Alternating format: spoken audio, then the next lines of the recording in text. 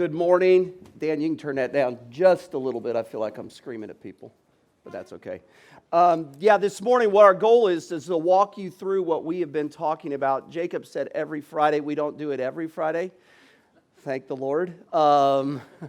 We'd run out of energy and everything, but we do this once a month, and over the summer we will do 2 of them, and they will not be on Friday mornings at 7 a.m. because you might be thinking, oh my goodness, I live in Hawaii.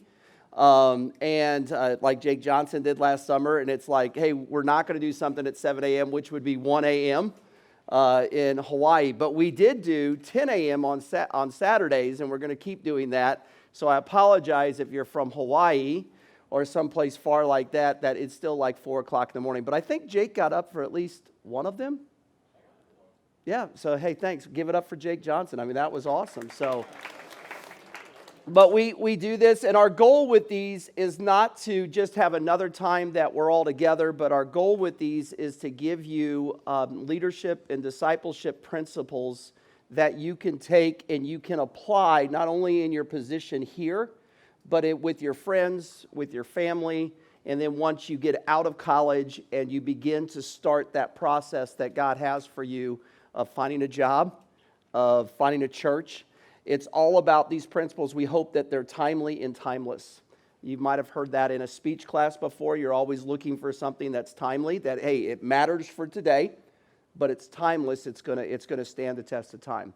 So that's really what we're trying to do. And this year, we have gone through servant leadership. So what we're going to do is we're just going to hit it, and you're going to get a high-level summary of this, of what we've done. So if you've been with us for the other 9, well, this is going to be your summary. This is going to be your reminder. There is no exam, but this is going to be your reminder of what we have talked about for the last 9 times together. So there are a couple of quotes. First of all, the definition of servant leadership. And there's a lot of definitions out there, but I think it can be boiled down to these 3 things: mission-driven and vision-driven. Meaning, you can't really serve somebody if you're just serving the way that you want to serve. You have to serve with how your family wants you to serve, or what your family needs, or what your church needs. If it's only about service, about how it makes you feel, it's really not service, it's manipulation. Let's just call it what it is. So the whole idea is we are trying to serve because we understand our mission and we understand our vision, but then I take a step back and go, it's all about the other person. So when I serve somebody, I have to take the time to get to know them. So I'm asking questions. I'm trying to understand what makes them tick. Who are they? So before we go into our summary, I want to give you a couple of quotes for some people. Ken Blanchard, he is a world-renowned author. He's written a lot of books. The book Servant Leadership was actually written by Ken Blanchard, and he says this about servant leadership. Servant leadership is all about making the goals clear and then rolling up your sleeves and doing whatever it takes to help people win. In that situation, they don't work for you, you work for them. And then Robert Greenleaf, you are not alive when he was alive, but he was in the 1970s, he wrote a book called Servant Leadership. So he is the father of modern servant leadership. I'm not going to say he's the father of servant leadership because that would be Jesus, right? So let's be careful, but he is the one that has coined and made this term servant leadership acceptable in the secular world. And he said this: the first and most important choice a leader makes is the choice to serve, without which one's capacity to lead is diminished. So the idea, if you are not a servant, you are not going to be able to lead. And then you go to Scripture. In Matthew 20, this is the passage where the disciples are arguing about, hey, who's going to be best in Jesus' kingdom? And then towards the end it says this: it shall not be among you. This is Jesus. But whoever would be great among you must be your servant. And whoever would be first among you must be your slave. Even as the Son of Man came not to be served, but to serve and to give his life a ransom for many. So if you think of servant leadership, it's not your traditional hierarchy of leadership. The traditional hierarchy of leadership is you have the boss and you got everybody else. Think of it like a pyramid. A few years ago, the former CEO of Tyson Foods spoke in chapel. His name's Donnie Smith. And he gave the example that leadership's not like a pyramid, because who's doing the majority of the work if leadership's like this? Is it the leader doing the majority of the work, or is it the people? The organization's on the back of the people. What Donnie was trying to hit at is leadership's more like a peach tree. The guys from Georgia, you can understand. If you've ever driven through Georgia, they have this big water tower that looks like a peach. But the whole idea is, he said that the leadership is like a peach tree, meaning the organization is a part of the tree. And the leader is outside the tree going, what does the tree need to survive? Yep, there are times that the tree needs to have a branch cut off. There are times that the tree needs nourishment. There are times that the tree needs other things. But that's the leader's job, is not always to do the work, but to lead the work. So we have been talking about this idea of servant leadership, that it's these things. It's sacrificial, it's effective, it's responsive, it's visionary, it's awareness. I love the word nimble. It's nimble, and it's trustworthy. So what we're going to do in the next 5 minutes is break down each of those things and give you time to ask questions. We always like to do that. So let's start. Sacrificial. Sacrificial servant leaders. Servant leaders are sacrificials, and they give of their time, their talent, and their treasures. Well, that makes a lot of sense, right? They're going to give. Can I tell you, the worst thing that you could do as a sacrificial leader is just give all the time. Because something's going to happen one day where you can't give, right?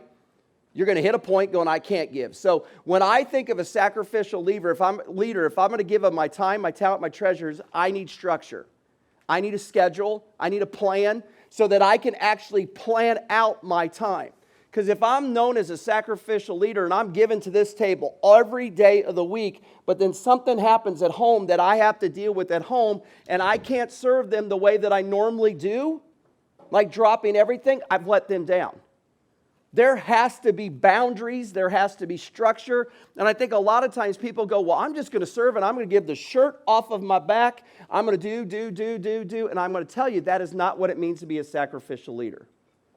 You have to have structure. You have to have a schedule and a structure that allows you to actually serve. So sacrificial leadership is not about just giving. It's providing the opportunity so that you can be willing and able and consistent to give. You have to be able to say no. Because I've heard somebody say that if you say yes to something, you have to say no to something else. So if you're always giving to your organization, what happens to your family? What happens to your friends? What happens to your time with the Lord? That's why sacrificial servant leaders, they can give of their time, their talent, and their treasure, but it requires structure. So the next word, effective. Effective servant leaders have conviction, focus, and commitment. And what I mean by this, conviction, they know what they believe. If you do not know what you believe, you will not be able to serve other people, because situations will come up and you will be like, I don't understand and I don't know what I believe, so I don't really know where to go. So you have to know what you believe. Conviction is an essential element to leadership. You have to have focus. You got to know where you're going. Because if I'm always serving Rufus, but I have no idea where I'm going, I'm taking down Rufus on a trip that we just don't know where the end is. I've got to know where I'm going. And commitment, I've got to be willing to buy in. So if I'm a servant leader and I want to be effective, not efficient, but effective, doing the right thing, I've got to have conviction, I've got to have focus, and I've got to have commitment. So you've got sacrificial, you've got effective, and then the next word is responsive. A lot of times leaders are not very responsive. Like you send them an email, and it takes 4 days to get a response back. Responsive leaders are this. They seek clarity in order to understand people and operations. There's an old saying, seek to understand before you're understood. I think for me, the biggest thing that I'm trying to do with this one, I am trying to make sure that I have taken the time when I read an email, instead of just spouting an email back, what actually does this person need from me? Because maybe what it is they're just giving me ideas in an email, and they want to give me some thoughts, and they want to walk through their idea. And if I spout back really quick, well, here's what you're going to do. I've taken away the opportunity for them to stress over it, to work at it. So I need to be a responsive leader that seeks to understand clarity before I'm understood. That's responsive. Visionary.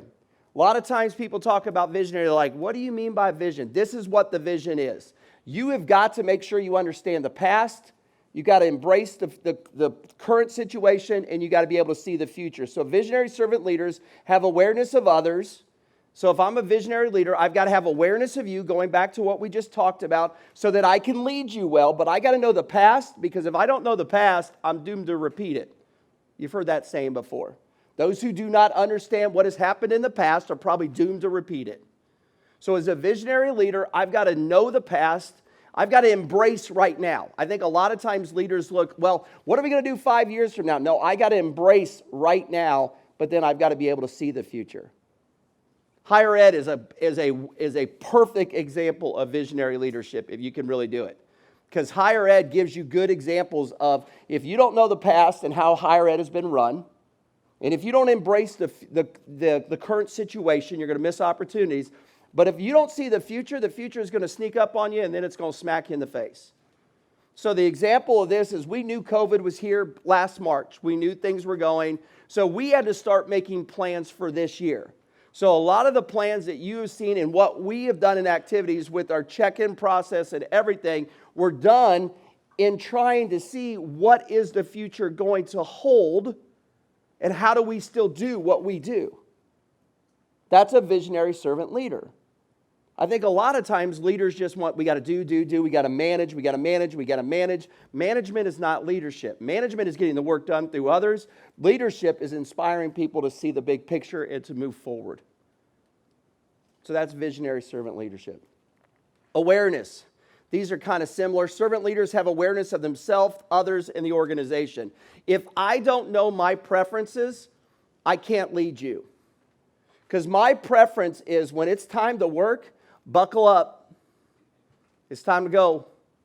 When it's time to work, it's time, like, hey, put your work hat on, put your name tag on, let's get the job done. I've got to know that about myself, because I have people who work for me that necessarily, they don't want to jump into that right away. For me, John Wood walks in and goes, Brian, let's get the job done. Cool, let's go. You know, other people, they want to make sure that I recognize them as an individual. There's nothing wrong with that, but I got to know that. I got to know that when I get in work mode, it looks like I'm a bulldog, because I'm just trying to get things done.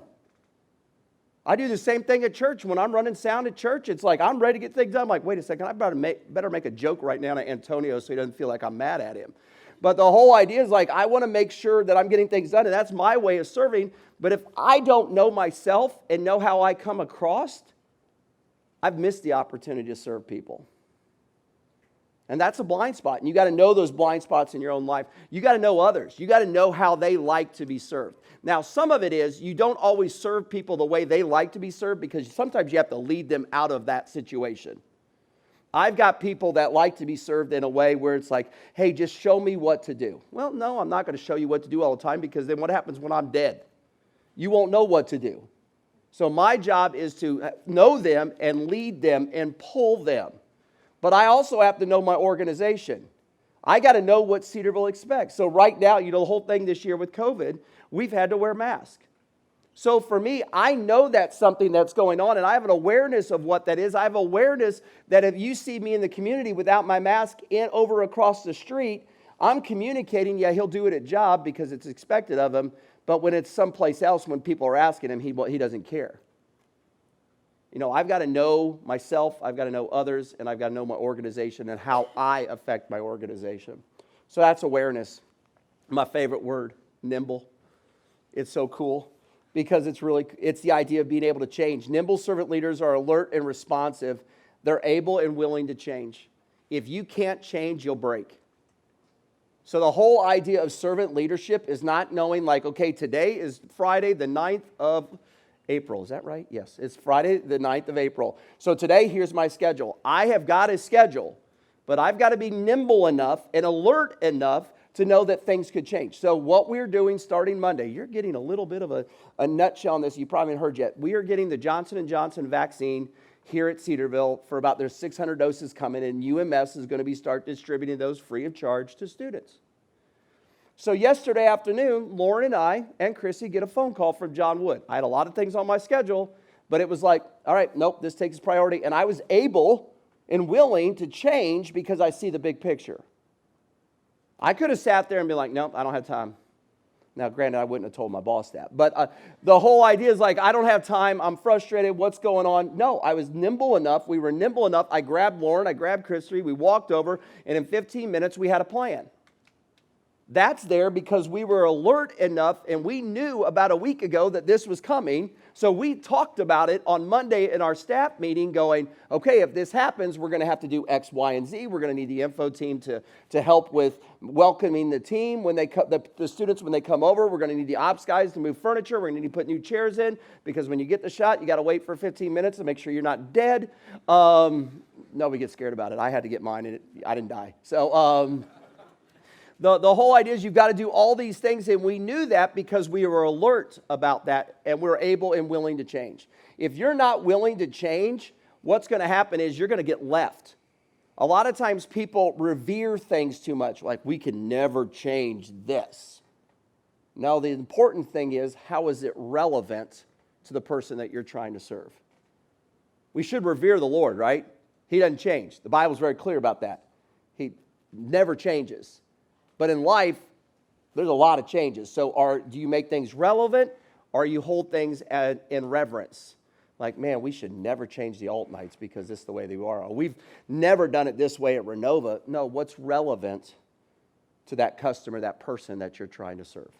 So that's the idea of nimble. That's why I love the word nimble. And then the last one, and this one truly does hold it all together, is trustworthy. Because trust is earned and trust is given. If people can't trust you and you can't trust people, you will never be able to lead them and they will never follow you. There's a saying out there, it takes a lifetime to build a reputation, but it takes a moment to destroy it. Right? Now, people have let you down. People have probably been untrustworthy to you. They probably lied to you or they probably let you down by not showing up. Can they earn that trust back? Absolutely.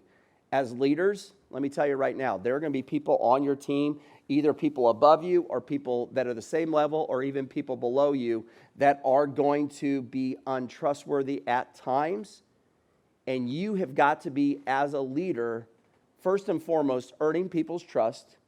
But one of the ways you do that, you give trust. Somebody makes a mistake, they make a mistake. Because perfection's a myth. We're striving for giving our best effort. We're not striving for people to be perfect.